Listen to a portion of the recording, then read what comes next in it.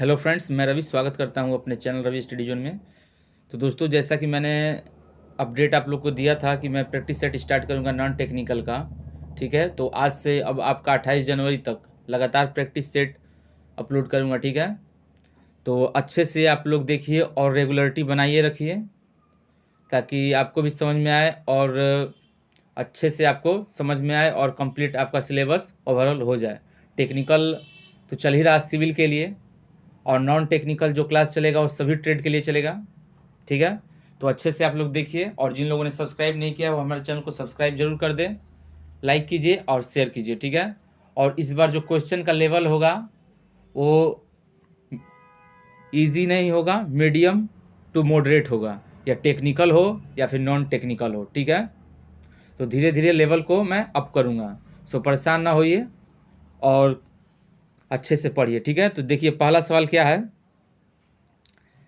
यह मेरी पतंग है, रेखांकित का भेद बताइए। ठीक है, देखिए अभी हम कुछ दिन मतलब 20 दिन, लगभग 20 से 25 दिन में मैथ रीजनिंग को छोड़कर सारे सब्जेक्ट के क्वेश्चन लेकर आऊँगा, जैसे कि आपका हिंदी, जीके, कंप्यूटर, इंग्लिश, ठीक है, करंट अफेयर्स, जो नॉन टेक्निकल का होगा जीके पोर्शन टाइप का, वो सब मैं लाऊंगा। 20 दिन लमसम आपका यही चलेगा, और इसके बाद जो 10 से 15 दिन बचेगा उसमें मैं मैथ रीजनिंग से संबंधित जो क्वेश्चन, जो टिपिकल क्वेश्चन होंगे उनको मैं कराऊंगा। तो आपका जीके भी हो जाएगा इधर, और उधर आपका रीजनिंग और मैथ भी हो जाएगा। ठीक है, तो चलिए क्वेश्चन को देखते हैं। तो पहला सवाल क्या है। यह मेरी पतंग है, रेखांकित का भेद बताइए। ठीक है, तो इसमें भेद बताना है। यह मेरी जो है ये कौन सा भेद है, मतलब कि कौन सा स्वरनाम है। निजवाचक स्वरनाम है, अनिश्चयवाचक स्वरनाम है, या निजवाचक स्वरनाम है, या प्रश्नवाचक स्वरनाम है। ठीक है, तो बताइए कौन सा होगा इसमें। तो इसमें होगा आपका option number A is the right answer, निजवाचक स्वरनाम, सॉरी निश्चयवाचक स्वरनाम है। देखिए निश्चयवाचक स्वरनाम किस लिए है, क्योंकि यहाँ पर निश्चित है कि यह मेरी पतंग है। ठीक है, यह मेरी पतंग है, यहाँ पर निश्चित है, तो हम निश्चयवाचक स्वरनाम का उपयोग करते हैं। ठीक है, आगे देखिए।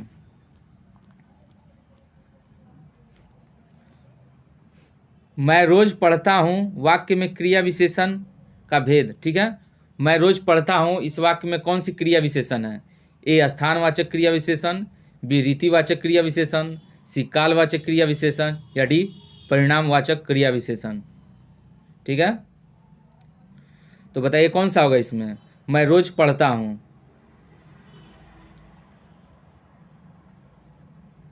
तो इसमें होगा आपका ऑप्शन सी, कालवाचक क्रिया विशेषण। ठीक है, और वीडियो अच्छा लगे तो लाइक शेयर और सब्सक्राइब जरूर कीजिएगा, और जो प्रॉब्लम हो आपको नॉन टेक्निकल में वो आप कमेंट में बता दीजिएगा, मैं उस टॉपिक को भी देखूंगा। ठीक है, नेक्स्ट क्वेश्चन देखिए। निम्नलिखित विकल्पों में से शुद्ध वाक्य का चयन कीजिए। ठीक है, अब इनमें से शुद्ध वाक्य का आपको चयन करना है। तो देखिए पहला क्या क्वेश्चन है, ऑप्शन है आपका, ताजमहल की शान निराली है, मैंने उनकी प्रतीक्षा की। थर्ड, प्रत्येक प्राणियों को स्वयं आत्मनिर्भर होना चाहिए, या डी, मैं अपनी कलम से लिखता हूँ। शुद्ध वाक्य का चयन करना है, तो इनमें से शुद्ध वाक्य कौन सा है मैं आपको समय देता हूँ, आप बताइए इनमें से शुद्ध वाक्य कौन सा है।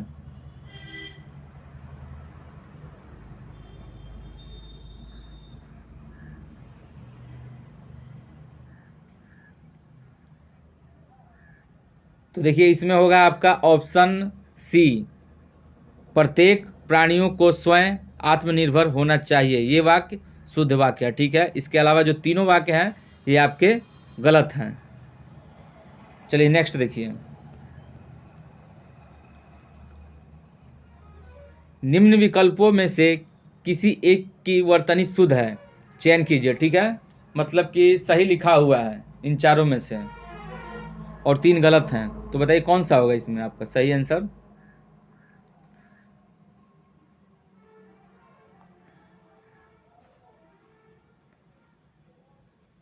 इसमें होगा आपका option C is the right answer, अध पतन। ठीक है, ये आपका शुद्ध वर्तनी है, उसके अलावा ये तीनों आपके अशुद्ध हैं। ठीक है, चलिए नेक्स्ट देखिए।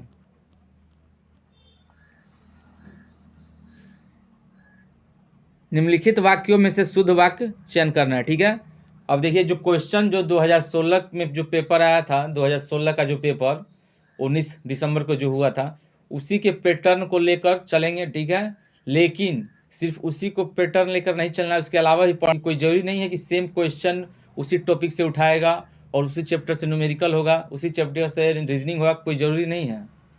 तो हमको मिला कर चलना है, ये नहीं कि सिर्फ उसी को जो जो चैप्टर आया बस उसी को पढ़ें और अगले बार क्या हो अलग दे दिया तो। सो हमें सब लेकर चलना है, अच्छे से लेकर चलना है और डीप लेवल का रीजनिंग पढ़नी है। ठीक है, तो चलिए आगे देखिए। इसमें से शुद्ध वाक्य का चयन करना है, बताइए कौन सा वाक्य शुद्ध है।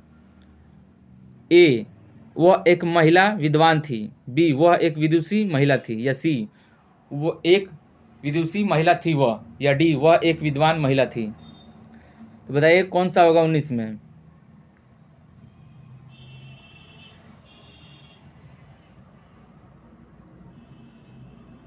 तो इसमें होगा आपका option number B is the right answer. शुद्ध वाक्य है आपका वह एक विदुषी महिला थी, ये आपका शुद्ध वाक्य है। इसके अलावा आपके तीनों वाक्य गलत हैं। ठीक है, आगे देखिए, इसमें वही कार्य करना है। तो बताइए इनमें से क्या था ऑप्शन में, शुद्ध वाक्य का चयन करना है। ठीक है, तो 20 नंबर में वही कार्य करना है, शुद्ध वाक्य का चयन करना है। 4 ऑप्शन आपके दिए गए हैं, तो बताइए इसमें से कौन सा सही होगा। ए, वह प्रमाण सहित अपनी बात बताएगा। बी, वह सब प्रमाण के साथ अपनी बात बताएगा। या सी, वह प्रमाण के सहित अपनी बात बताएगा। या डी, वह सब प्रमाण सहित बात बताएगा। इसमें से आपको शुद्ध वाक्य का चयन करना है। तो इसमें होगा आपका ऑप्शन ए, वह प्रमाण सहित अपनी बात बताएगा। ठीक है, 20 का ए होगा, वह प्रमाण सहित अपनी बात बताएगा। और दोस्तों देखिए, अगर आपको एक्स्ट्रा टाइम लेना है क्वेश्चन को सोचने के लिए, तो आप वीडियो को पॉज कर लीजिए, उसके बाद अच्छे से आप सर्च कर लीजिए कौन सा सही होगा, उसके बाद आप फिर से फॉरवर्ड कर दीजिए वीडियो को। ठीक है, एक्स्ट्रा टाइम लेना है सोचने के लिए, क्योंकि सब इंसान एक टाइम पर, सबकी मेंटालिटी एक नहीं होती है सोचने की।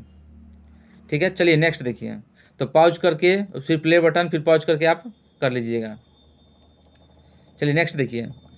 अनेकार्थी शब्द दिए गए हैं, एक अर्थ शब्द के साथ ही लिखा हुआ है, दूसरा अर्थ बताइए। अनेकार्थी शब्द दिए गए हैं, एक अर्थ शब्द के साथ ही लिखा है, दूसरा अर्थ बताइए। ठीक है, तब बताइए इसमें लिखा हुआ है प्रमेत स्वेच्छाचारी। ठीक है, ये अनेकार्थी शब्द दिए गए हैं, एक अर्थ शब्द के साथ ही लिखा है, दूसरा अर्थ बताना है। ठीक है, ये अनेकार्थी शब्द है, तो बताइए क्या होगा। ए, उन्मत्त। बी, प्रतिरित। सी, परितप्त। या डी, उत्कृष्ट। इसमें कौन सा सही होगा।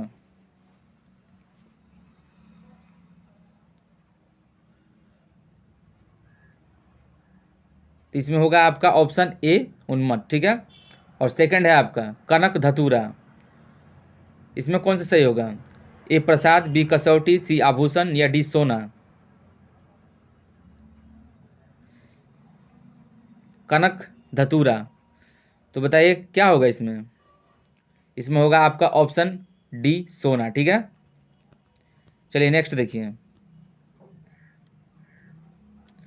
निम्नलिखित वाक्यों में रेखांकित शब्द क्या है। ठीक है, रेखांकित शब्द बताना है आपको। नल बूंद बूंद टपक रहा है। ठीक है, नल बूंद बूंद टपक रहा है, तो जो बूंद बूंद है ये क्या है। एक, विशेषण। बी, क्रिया विशेषण।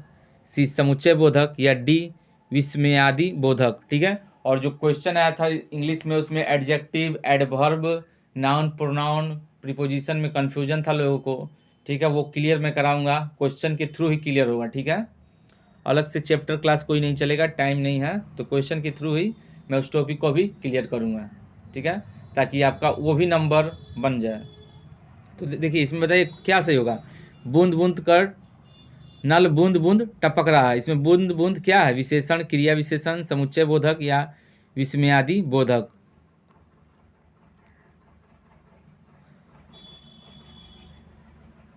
इसमें होगा आपका ऑप्शन बी, ये है आपका क्रिया विशेषण। ठीक है, चलिए नेक्स्ट देखिए।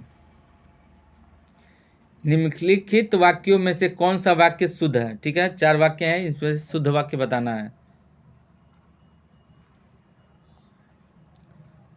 ठीक है, और इसके आगे आपको जीके मिलेगा, कंप्यूटर मिलेगा। ठीक है, तो परेशान ना होइए, सिर्फ हिंदी ही नहीं है। तो कौन सा वाक्य शुद्ध है इसमें? तो इसमें होगा आपका option A is the right answer. मेरी साइकिल सबसे तेज दौड़ती है, यह वाक्य शुद्ध है। ठीक है, चलिए नेक्स्ट देखिए। सैव कहते हैं, ये क्या है? ये है आपका अनेक शब्दों के एक शब्द है। ठीक है, किसे? जो शक्ति की उपासना करता है, जो शिव की उपासना करता है, जो विष्णु की उपासना करता है, या डी जो किसी की उपासना नहीं करता। तो शैव क्या कहलाता है? तो इसमें होगा आपका ऑप्शन बी, जो शिव की उपासना करता है। ठीक है, चलिए नेक्स्ट देखिए। लहू का घूंट पीना का अर्थ क्या है? ठीक है, लहू का घूंट पीना का अर्थ क्या है? ए अपमान सहन करना, बी जीवन भर दुख उठाना, सी थोड़ी वस्तु से संतोष कर लेना, या डी जरा भी क्रोध न प्रकट करना। ठीक है, तो बताइए इसमें कौन सा सही होगा? लहू का घूंट का अर्थ, इसका आंसर होगा आपका ऑप्शन डी, जरा भी क्रोध न प्रकट करना। ठीक है, जरा भी क्रोध न प्रकट करना। ठीक है, option D is the right answer. चलिए नेक्स्ट देखिए। थाली का बैगन का अर्थ क्या है? ठीक है, थाली का बैगन का अर्थ क्या है? ए पक्षपात करने वाला, बी विभिन्न मतों को मानने वाला, सी उछल कूद करने वाला, या डी सिद्धांतहीन। तो बताइए क्या होगा थाली का बैगन का अर्थ?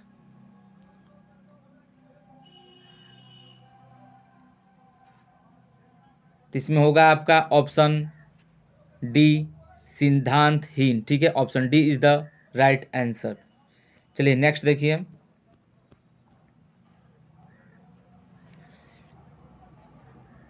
पितृच्छा का संधि विच्छेद क्या है? ठीक है, पितृच्छा का संधि विच्छेद क्या है? ए पितृधन इच्छा, बी पितृधन इच्छा, सी पितृधन इच्छा, या डी पितरधन इच्छा। तो क्या होगा इसमें 62 में? क्वेश्चन नंबर 62 बताइए क्या होगा?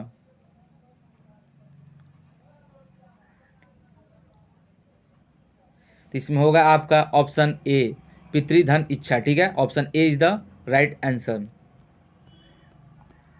चलिए नेक्स्ट देखिए। निम्नलिखित शब्दों में से कौन सा शब्द अशुद्ध लिखा है? ठीक है, अब कौन सा शब्द अशुद्ध लिखा है निम्नलिखित में से, आपको ये बताना है। ए अनुकंपा, बी सन्यासी, सी वृक्षारोपण, या डी प्रतिष्ठित।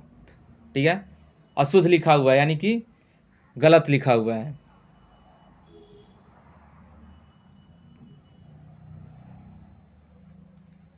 तो कौन सा होगा?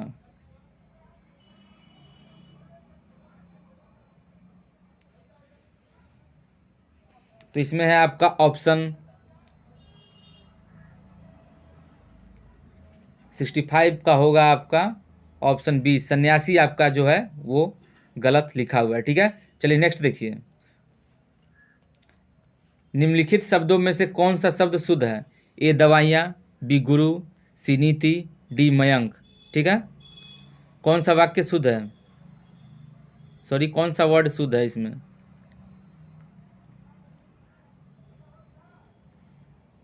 तो इसमें आपका होगा ए दवाइयाँ जो है वो शुद्ध लिखा हुआ है, इसके अलावा नीति, गुरु, अमयंक ये गलत लिखा हुआ है। ठीक है, चलिए नेक्स्ट देखिए। निम्नलिखित वाक्यों में से सही पदक्रम किसका है? ठीक है, महात्मा गांधी का देश सदा आभारी रहेगा, बी देश महात्मा गांधी का सदा आभारी रहेगा, या सी आभारी रहेगा देश सदा महात्मा गांधी का, या डी देश आभारी रहेगा सदा महात्मा गांधी का। तो 4 ऑप्शन है, इसमें बताना है कौन सा सही पदक्रम किसका है। ठीक है,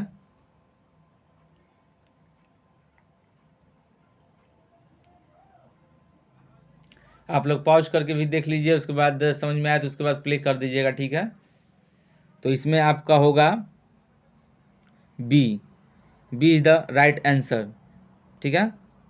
देश महात्मा गांधी का सदा आभारी रहेगा, option B is the right answer. चलिए नेक्स्ट देखिए, निम्नलिखित में से कौन सा वाक्य शुद्ध है, ठीक है। अब 4 वाक्य दिए गए हैं, इनमें से शुद्ध वाक्य आपको बताना है, ठीक है। तो बताइए कौन सा वाक्य शुद्ध है इसमें।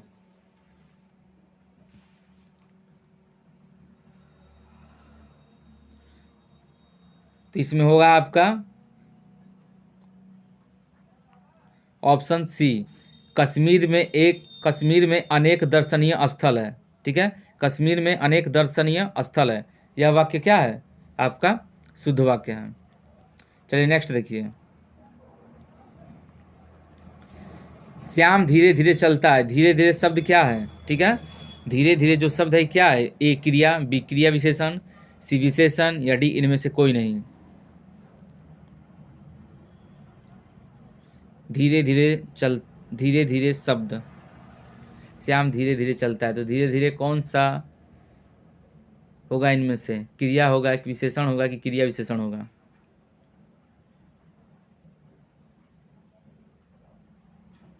बताइए। तो इसमें होगा आपका ऑप्शन बी, क्रिया विशेषण, ठीक है।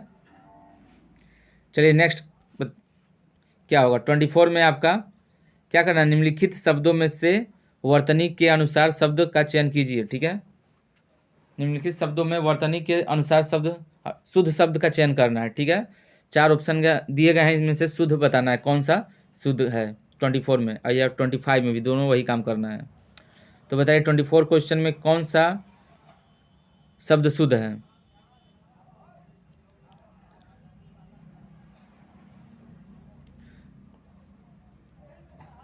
तो इसमें होगा आपका 24 का ए, ठीक है। ए आपका शुद्ध वाक्य है। 25 में आपका अंताक्षरी कैसा लिखा जाता है,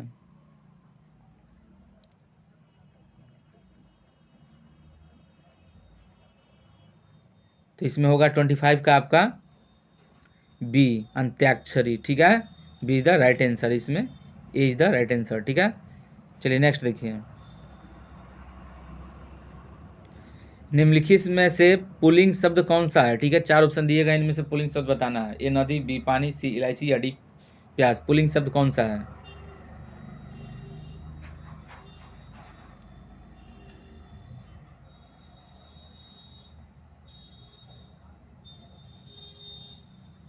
तो क्या होगा इसमें, तो इसका आंसर होगा आपका बी, पानी, ठीक है। पानी जो है पुल्लिंग शब्द, मैं पानी पीता हूँ, ठीक है। तो पुल्लिंग शब्द है।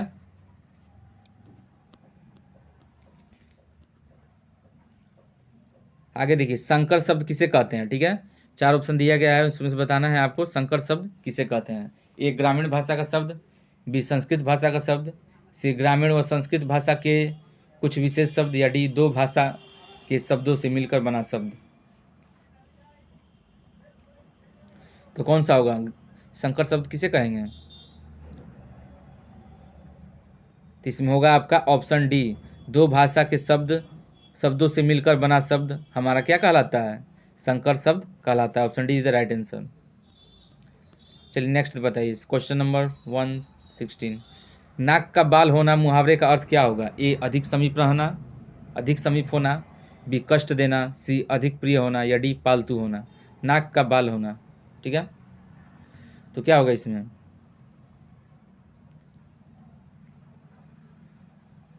तो इसका आंसर होगा आपका ऑप्शन सी, अधिक प्रिय होना, ठीक है। चलिए नेक्स्ट बताइए, अश्व का पर्यायवाची शब्द निम्नलिखित में से कौन सा नहीं है। अश्व मतलब कि, ठीक है, अश्व का पर्यायवाची शब्द निम्नलिखित में से कौन सा नहीं है, ठीक है। 4 ऑप्शन दिया गया है, इसमें से एक जो है वो अश्व का पर्यायवाची शब्द नहीं है, उसके अलावा 3 जो है वो अश्व का पर्यायवाची शब्द है, ठीक है।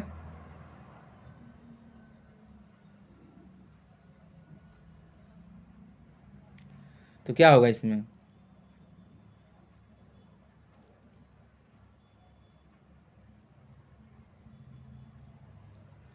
तो इसमें होगा आपका सी कटक।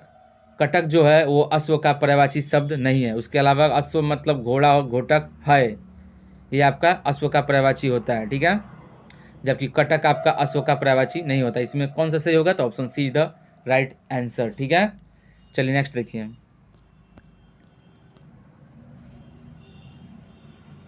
कौन सा वाक्य शुद्ध है, ठीक है। अब इसमें बताना है कौन सा वाक्य शुद्ध है। ए, खेतों में लंबे लंबे घास उग गए या उग आए, ठीक है। खेतों में लंबे लंबे घास उग आए। बी, परशुराम के क्रोधाग्नि ने क्षत्रियों को जला दिया। सी, गलियों को चौड़ा करना आवश्यक है। या डी, वृक्षों पर कोयल कूक रही है, ठीक है। इसमें से कौन सा वाक्य शुद्ध है।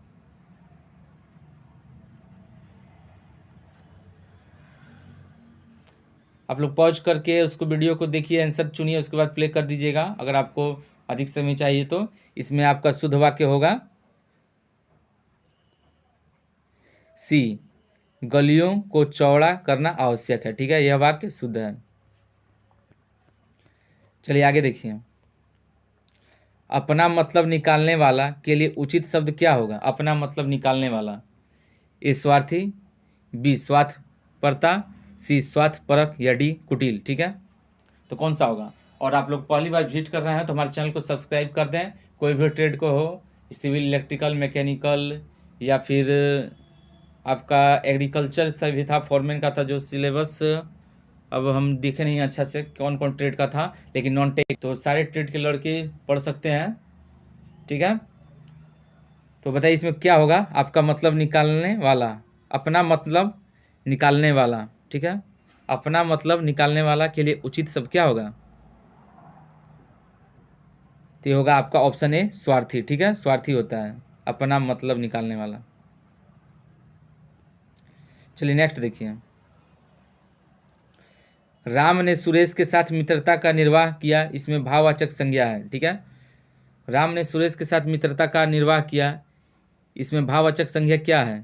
ए राम, बी सुरेश, सी निर्वाह, या डी मित्रता। तो कौन सा होगा इसमें।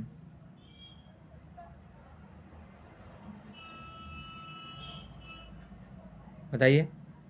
तो इसमें होगा आपका क्वेश्चन नंबर डी, भाववाचक संज्ञा आपकी मित्रता है। चलिए नेक्स्ट देखिए। मेरा घर इसी शहर में है में कौन सा विशेषण है। मेरा घर इसी शहर में है, मेरा घर इसी शहर में है में कौन सा विशेषण है। ए गुणवाचक विशेषण, बी सार्वनामिक विशेषण, सी संख्यात्मक विशेषण, या डी परिमाण बोधक विशेषण, ठीक है। मेरा घर इसी शहर में है, तो इसमें कौन सा विशेषण होगा। तो ये हमारा होता है सार्वनामिक विशेषण, ठीक है। आगे देखिए। तुंग का पर्यायवाची शब्द क्या है। तुंग का पर्यायवाची शब्द क्या है। ए ऊंचा, बी पर्वत, सी प्रचंड, या डी मुख्य, ठीक है। तुंग का पर्यायवाची शब्द क्या होगा। तो इसका मतलब होता है ए ऊंचा, ठीक है। ये होगा आपका आंसर ऊंचा। आगे देखिए क्वेश्चन नंबर नेक्स्ट। निम्नलिखित में विभाषा कौन सी है। विभाषा कौन सी है। ए हिंदी, बी संस्कृत, सी मैथिली, डी अंग्रेजी। तो इसमें होगा आपका ऑप्शन सी, मैथिली आपकी विभाषा है। अब देखिए दोस्तों करंट है, ठीक है। करंट के क्वेश्चन है। 7 अगस्त 2021 को पीएम दक्ष पोर्टल और पीएम दक्ष मोबाइल ऐप लॉन्च को किस केंद्रीय मंत्री ने लॉन्च किया, ठीक है। अब 4 ऑप्शन है आपके पास, किरण रिजिजू, धर्मेंद्र प्रधान, आर.के. सिंह, या वीरेंद्र कुमार, ठीक है। कौन सा होगा इसमें, ठीक है। बताइए। 7 अगस्त 2021 को पीएम दक्ष पोर्टल और पीएम दक्ष मोबाइल ऐप लॉन्च को किस केंद्रीय मंत्री ने लॉन्च किया। तो इसमें होगा आपका ऑप्शन डी, वीरेंद्र कुमार, ठीक है। चलिए नेक्स्ट देखिए।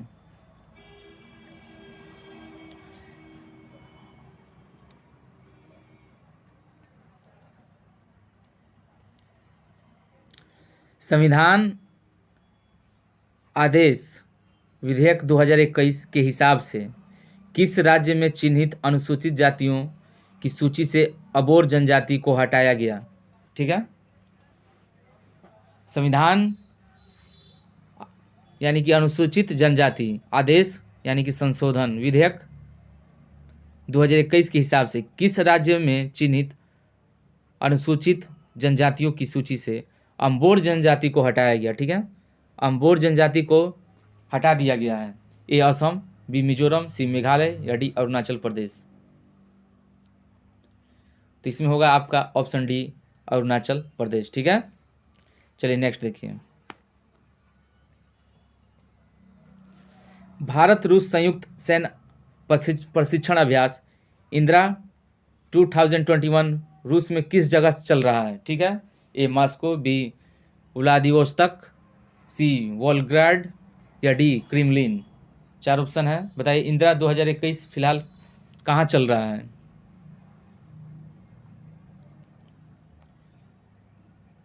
इसका आंसर होगा आपका सी वोल्गग्राड। ठीक है, चलिए नेक्स्ट देखिए।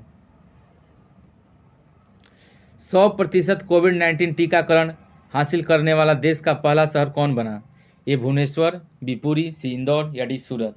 100% कोविड-19 टीकाकरण हासिल करने वाला देश का पहला शहर कौन बना? इसका आंसर होगा आपका ऑप्शन ए भुवनेश्वर। ठीक है, चलिए नेक्स्ट। हाल ही में किस राज्य में जीका वायरस का पहला मामला सामने आया है जहां पर केंद्र ने उच्च स्तरीय टीम भेजी है? ठीक है, हाल ही में किस राज्य में जीका वायरस का पहला मामला सामने आया है जहां पर केंद्र ने उच्च स्तरीय टीम भेजी है? ठीक है, और दोस्तों इसका पीडीएफ चाहिए तो मैं इसका पीडीएफ आपको सेंड कर दूंगा और मैं वीडियो के अंत में बताऊंगा कि इसका पीडीएफ आपको कैसा मिलेगा। ठीक है, सारे टेट के लड़के आप देख सकते हैं इसको। ठीक है, आगे देखिए। तो इसमें कौन सा होगा? हाल ही में किस राज्य में जीका वायरस का पहला मामला सामने आया है? इसमें होगा आपका ऑप्शन सी महाराष्ट्र। ठीक है, नेक्स्ट। G20 संस्कृति मंत्रियों के मीटिंग की मेजबानी किस देश ने की? ए तुर्की, बी भारत, सी इटली या डी जर्मनी। ठीक है, तो कौन सा होगा इसमें? तो इसका आंसर होगा आपका सी इटली। ठीक है, चलिए नेक्स्ट देखिए।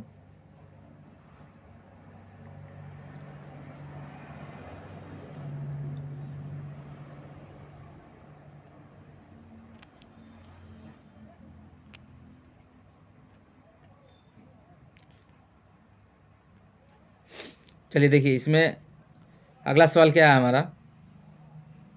ब्रिटिश ईस्ट इंडिया कंपनी ने भारत में निम्नलिखित में से कौन सा पहला किला बनवाया था? ठीक है, A Fort Saint George, B Masulipatnam, C Fort William या डी सेवरी फोर्ट।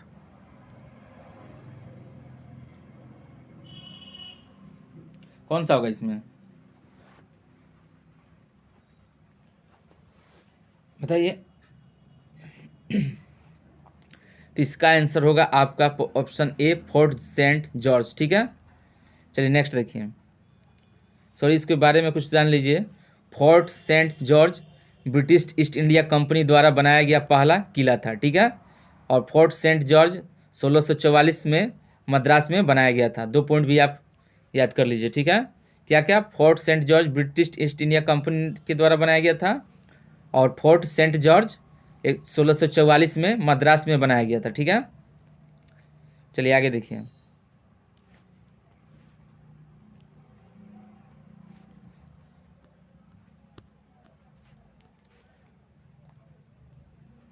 निम्नलिखित में से कौन सा पौधा ब्रायोफाइट है? ठीक है, ए मॉस, बी एल्गे यानी कि शैवाल, सी फर्न, फोर साइकस। ठीक है, तो इनमें से कौन सा पौधा ब्रायोफाइट है? और देखिए कुछ क्वेश्चन विज्ञान के भी आए थे इसलिए मैंने विज्ञान को भी ऐड कर लिया है। ठीक है, कुछ क्वेश्चन आपका विज्ञान का भी रहेगा, 2016 के पेपर में था भी। तो इसमें कौन सा होगा? तो ये होगा आपका मांस। ठीक है, ये मांस है। ठीक है, देखिए मांस को ब्रायोफाइटा के रूप में वर्गीकृत किया जाता है। ठीक है, मांस जो होता है वो ब्रायोफाइटा के रूप में वर्गीकृत किया गया है। ठीक है, इन पौधों में संवहनी ऊतक की कमी होती है। ठीक है, चलिए नेक्स्ट देखिए आगे आपका, निम्नलिखित में से कौन सी सबसे बड़ी ज्ञात कोशिका है। ठीक है, कौन सी सबसे बड़ी ज्ञात कोशिका है? ए यूकेरियोटिक कोशिका, बी प्रोकैरियोटिक कोशिका, सी माइकोप्लाज्मा, या डी शुतुरमुर्ग का अंडा। तो आपको पता होगा सबसे बड़ी कोशिका कौन सी है? शुतुरमुर्ग का अंडा। ठीक है,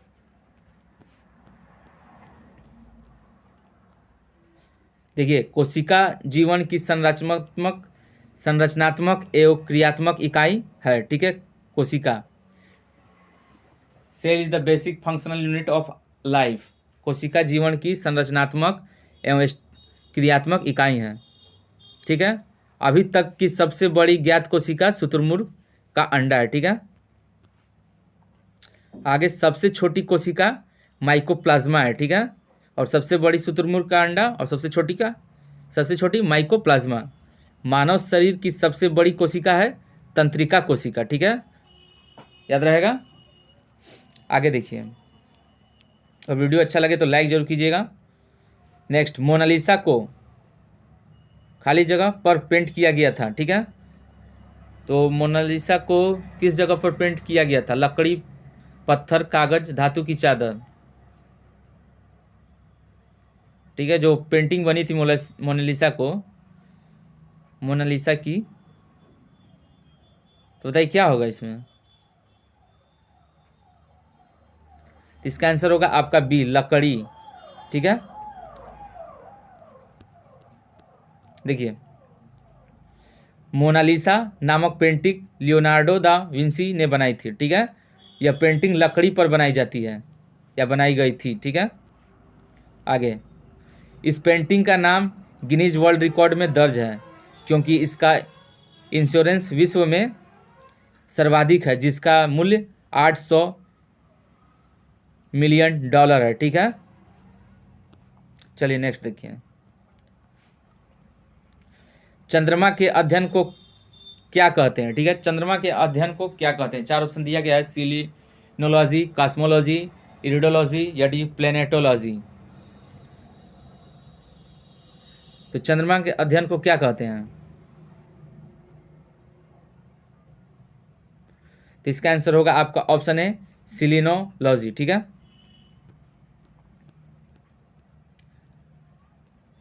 देखिए चंद्रमा का अध्ययन सिलिनोलॉजी कहलाता है, ब्रह्मांड का अध्ययन कॉस्मोलॉजी कहलाता है, और ग्रहों का अध्ययन प्लेनेटोलॉजी कहते हैं। ठीक है, एक्स्ट्रा फैक्ट भी ऐड कर दिए हैं। ठीक है, जो पिछले सेट में नहीं ऐड किए थे, टाइम कम था, लेकिन इस बार है तो एक्स्ट्रा फैक्ट मैंने जीके का ऐड कर लिया है, और बाय मिस्टेक इस बार मैंने हिंदी में एक्स्ट्रा फैक्ट ऐड नहीं किया है, सो परेशान ना होइए। इसके बाद जो वीडियो अपलोड होगा प्रैक्टिस सेट, उसमें हिंदी का भी एक्स्ट्रा फैक्ट ऐड होगा। ठीक है, आगे देखिए, निम्नलिखित में से कौन सा संविधान संशोधन अधिनियम प्रारंभिक शिक्षा के मूल अधिकार के रूप में होने से संबंधित है? ठीक है,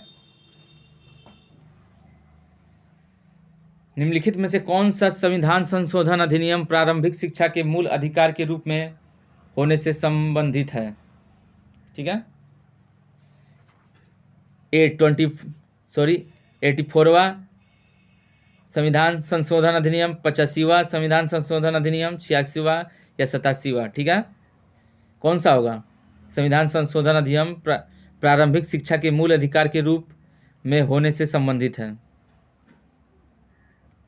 इसका आंसर होगा आपका ऑप्शन सी, 86वां। ठीक है, देखिए 86वां संविधान संशोधन अधिनियम 2002 प्रारंभिक शिक्षा के मूल अधिकार से संबंधित है। ठीक है, 46वां संविधान संशोधन अधिनियम 2002 प्रारंभिक शिक्षा के मूल अधिकार से संबंधित है। इसके द्वारा देश के 6 से 14 वर्ष तक के बच्चों के लिए अनिवार्य एवं निःशुल्क शिक्षा का अधिकार है। ठीक है, आगे, इस संविधान को अनुच्छेद 21A के अंतर्गत जोड़ा गया है। ठीक है, आगे देखिए, रियो शिखर सम्मेलन का संबंध किससे है? ठीक है, ए आपका जैव विविधता पर सम्मेलन, बी ग्रीन हाउस गैस है, सी ओजोन रिक्तीकरण, या डी आर्द्रभूमि। रियो शिखर सम्मेलन का संबंध किससे है?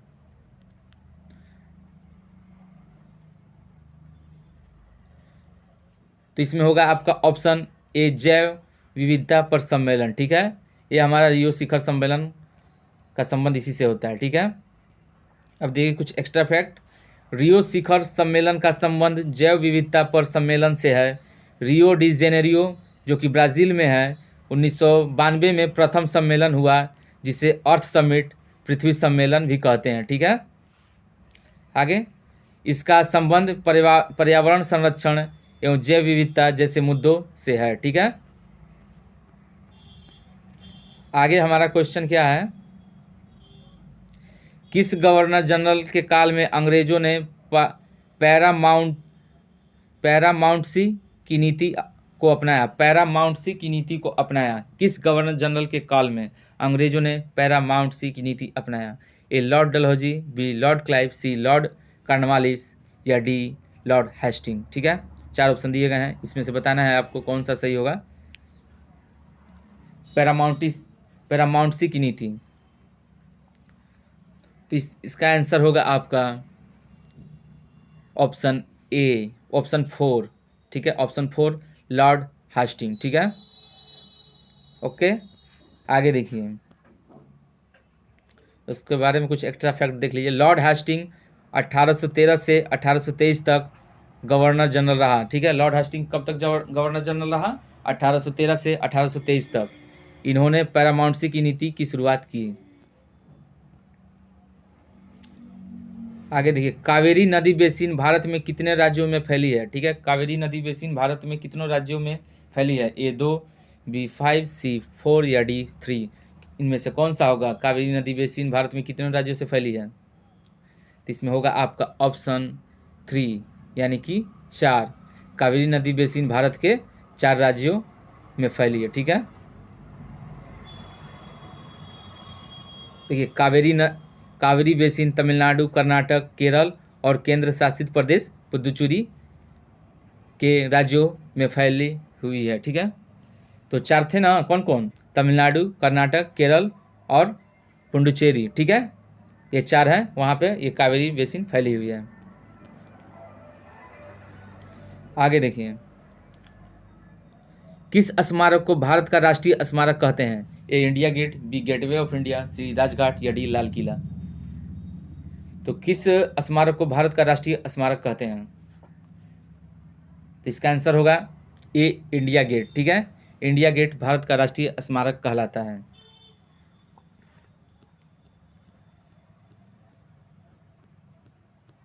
अब देखिए, निम्नलिखित में से किस तत्व में सबसे अधिक घनत्व होता है? ए हाइड्रोजन, बी टंगस्टन, सी ऑस्मियम, या डी फ्लोरीन। ठीक है, अब इसमें किस तत्व में सबसे अधिक घनत्व है? सबसे अधिक घनत्व किस में है? तो सबसे अधिक घनत्व होता है हमारा ऑस्मियम में। ठीक है, option 3 is the right answer. ठीक है, ऑस्मियम प्राकृतिक रूप में पाया जाने वाला सर्वाधिक घनत्व वाला तत्व है। आगे देखिए, सीरिया की राजधानी क्या है? ठीक है, ए अलेप्पो, बी दमश्क, सी होम्स, डी हमा। सीरिया की राजधानी कौन सी होगी? Question number 19। इसका आंसर होगा आपका बी दमश्क। ठीक है, ये आपकी सीरिया की राजधानी होती है। चलिए दोस्तों, ये मेरा क्वेश्चन नंबर लास्ट था। ठीक है, और इसकी पीडीएफ चाहिए तो मैं आपको व्हाट्सअप कर दूंगा। ठीक है, एंड अच्छे से आप लोग रेगुलर वीडियो देखा कीजिए, और देखिए इस नंबर पे आप मैसेज कीजिए 7905858807। मैं आपको टिल एग्ज़ाम तक जितना भी वीडियो अपलोड करूँगा नॉन टेक्निकल का, जो आज ये पहला वीडियो है, टिल एग्ज़ाम यानी कि 28 जनवरी तक लगातार मैं वीडियो अपलोड करूँगा, सारे पीडीएफ आपको सेंड कर दूँगा। आप इस नंबर पे हमें मैसेज कीजिए, एंड आपको सिर्फ पे करना होगा 49 रुपीज़। ठीक है, ओनली 49 रुपीज़ पे करना होगा। आपको 40 दिन का पीडीएफ डेली आपको मिलता रहेगा वीडियो अपलोड होने के बाद। ठीक है, मिलते हैं अगले वीडियो में, और वीडियो अच्छा लगे तो लाइक जरूर कीजिएगा, और सब्सक्राइब नहीं किए हैं तो सब्सक्राइब जरूर कीजिएगा। ठीक है, धन्यवाद।